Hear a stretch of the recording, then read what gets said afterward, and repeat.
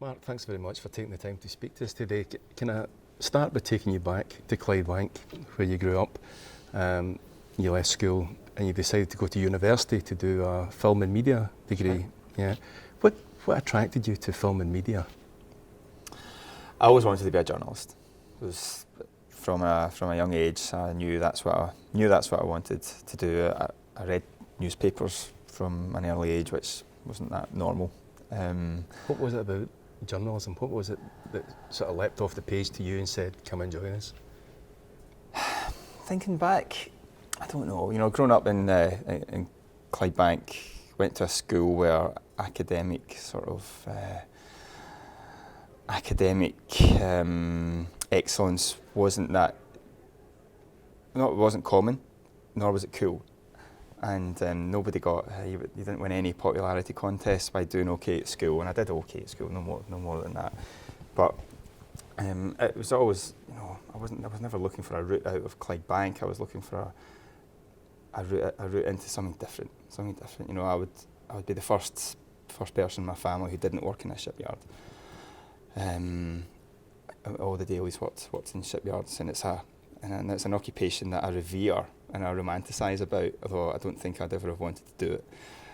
But journalism, you know, I was a fan of the early days of John Pilger, and I read all his books at quite a young age, and I was inspired by that. I also was inspired to go to Stirling because I'd been a few times. My brother went there. It was a beautiful campus and the surroundings, good fishing, and it was just it was one step at a time. And I thought that's going to be the first step, and that's the step I took. From there, I did a postgraduate degree in journalism at Strathclyde, and then I got my start.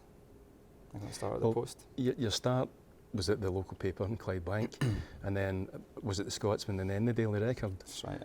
That was print journalism you started off at?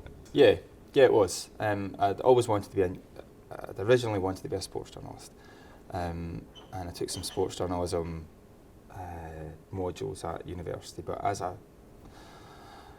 started to get into it, I thought, you know, it's sports journalism. I think for me was going to be more of a hobby, and I was maybe looking for more of a vocation. And I got into news, and I did a couple of placements. And by the time I finished my course, I knew for sure I wanted to be a news journalist, and I was interested in investigations. Mm-hmm. I got my start at the Post, and working under an extremely inspirational editor who took a lot of time with me, Graham Crawford. And he encouraged me to do my own investigations in my own time, and that's what I did. And I set about doing a number of, it seemed to me at the time, quite big investigations locally about the Clydebank's asbestos problem, about its heroin problem. Sure. Did those in my own time, and within a year I got a move to the Scotsman. And from the Scotsman, the Daily Record, national newspapers, you moved into broadcasting, and you're now very well known, very successful as an investigative journalist in the broadcast medium.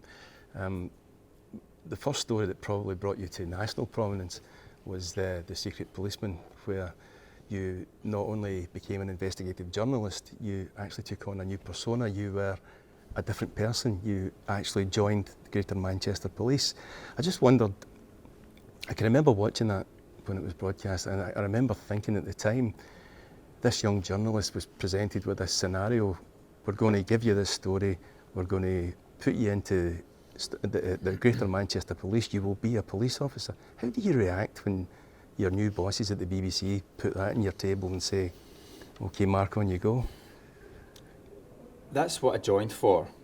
I was at the Record, we'd been doing some undercover stuff, low level, short term stuff, and we'd done a very successful undercover campaign.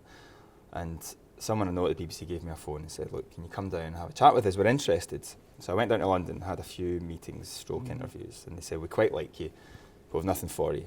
And it was about 6 months later I got a call saying, "There's a particular project we'd like to discuss with you, come back down." And it was this. So that was the role that I went to the BBC for. I'd initially intended to go and do this one job and then come back to print, which was my first love. There's nothing more satisfying than beautifully constructed news story, you know, and seeing it in the paper with your name on the top. I never tired of seeing my name at the top of a story in a newspaper. Anyway, so the BBC had this story of institutional racism in Manchester that they were looking to develop. They had been developing it for years. They had tried to get one person in already into the police and hadn't been successful. So essentially they were looking for the right person to put in. They thought that might be me. So I spent about a year or so trying to get into the police, trying to role play, trying to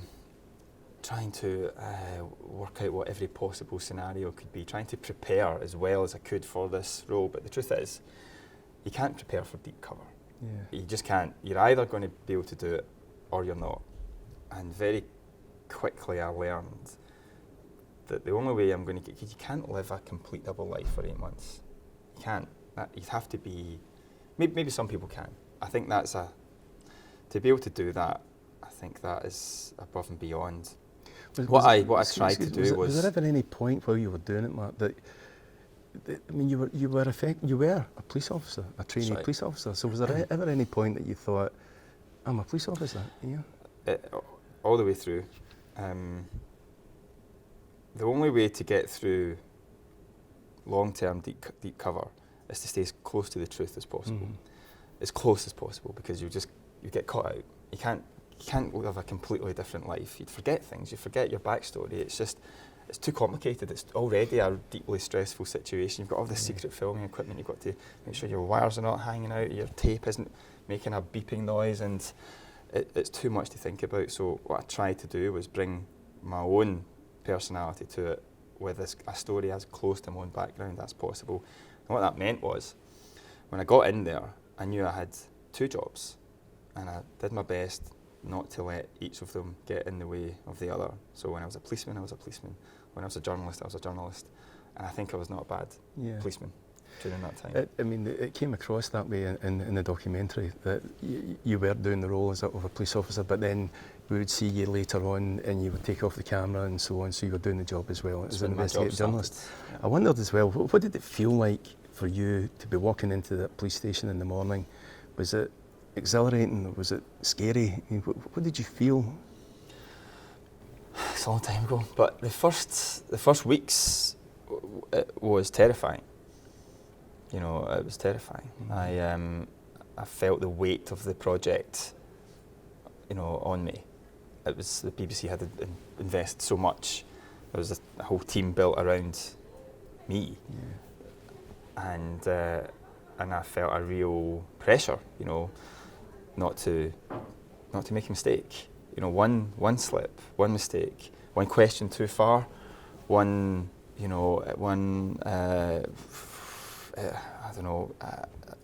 to fit in too much, entrapment. Yeah. You know, there was so many. There were so many pitfalls that I had to try and avoid, and it took me a while to relax. And for the first few weeks, that's all I tried to do was relax, not try to be a journalist, not try to rush things. Yeah. I tried not to put too much pressure on myself. Within a few weeks, I got to know my kit. I started to relax into it, and the key to undercover is that you can't force things. If you're forcing things, then, well, you know, you're creating a situation. That's not what undercover is. You're there to observe a situation. And whilst I was able to put things into the mix, I was able to ask questions to encourage people to talk about the areas, like, you know, for example, it was the 10-year anniversary of the Stephen Lawrence murder when I was there, and that was a talking point. I was able to get get the topics into conversation without being an agent provocateur. But it was extremely nerve-wracking. Extremely nerve-wracking. I mean, it was an absolutely massive story for a young guy. His first job, basically, undercover. It's a massive story to break, and it had massive repercussions as well for the police force, admitting the institutional racism.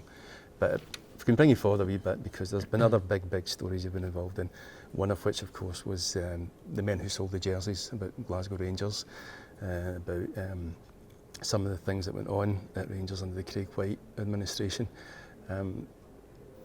You've got the facts to back up absolutely everything you said, and things have panned out. you know, you've been proven right in what the story said. But a side story to that, and part of your role as an investigative journalist, is the abuse that you got after that story was aired, and threats from certain people, and in your family as well got threatened. Is that something that investigative journalists should expect, or is that something we need to stop? You know, I took the vast majority of it with a pinch of salt. You know, if you're going to make programmes that are going to have an impact, you're not going to please everybody. It's a very sensitive issue that I was taking on, and you know, I think a little bit of flack here and there is par for the course. Not a big deal. The Rangers story, as I said, has been proven correct. At the time, I think you were threatened with being sued. At that time, by certain people as well. You've been threatened with being sued for other stories you've run. How much? I mean, I know you don't broadcast a story until you're absolutely certain of the facts. But when people are contesting things, how do you sometimes think, did we check that properly? Is that going to stand up? Of course, all the time. All the time. You're never not second guessing yourself, fact checking at the last minute.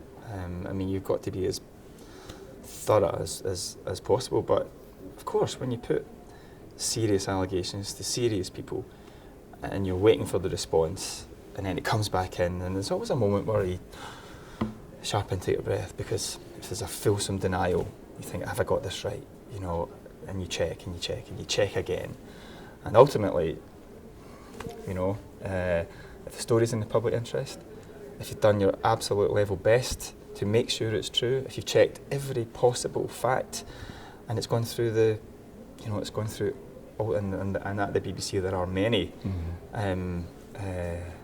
legal hurdles that have to be overtaken, legal and editorial. If you've done all that and people are still prepared to put your programme out, the programme should go out.